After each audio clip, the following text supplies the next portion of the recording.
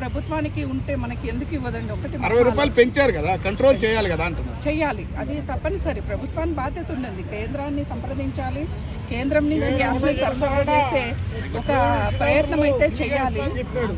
కూడా మనం చేసేది కూడా మనం చేయాలి. ఎందుకంటే ప్రభుత్వము అంటే పాలించే వాళ్ళది ఒకటే కాదు, మనందరం కూడా కలిస్తేనే కదా మన దేశంలో ఉండేది.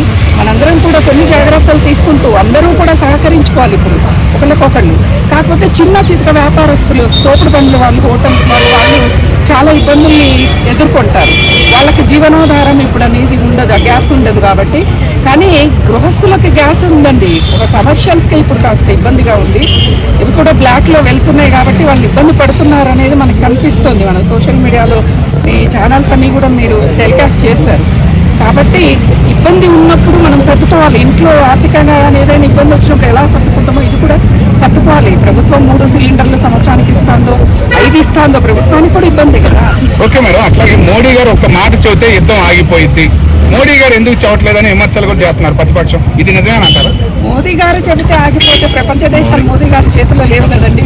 అమెరికాతో మోదీ గారు కూడా ఎదుర్కొన్న, మన భారతదేశం ఎదుర్కొన్నవి కూడా చాలా ఈ మధ్య కాలంలో చూసాం మనం. ఆయన చేతనైనంత ప్రయత్నం ఆయన చేస్తున్నాడు. మోదీ గారు ఉన్నారు కాబట్టి భారతదేశం సుఖంగా సంతోషంగా ఉంది. దీనికి కూడా ఎప్పుడో రోజు పులి స్టాప్ పడుతుంది.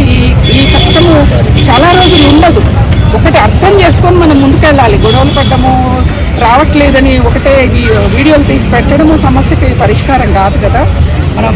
మన ప్రధానమంత్రి చూసుకుంటారు, కేంద్రం నుంచి కానీ మన రాష్ట్ర ప్రభుత్వాలు కానీ మనకు ఎప్పుడు కూడా ఇబ్బందిని కలిగించవు.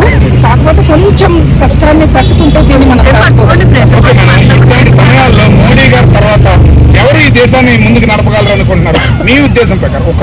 ఉంటారు ఎవరైనా ఈ మోదీ తర్వాత అంటే అండి బీజేపీ అయితేనే కొంచెం బాగా సమర్థవంతంగా ముందుకు తీసుకెళ్తుంది అనేది ప్రజల్లో బాగా ఉండిపోయిన నమ్మకం అన్నమాట. కాబట్టి మోదీ వస్తుందండి.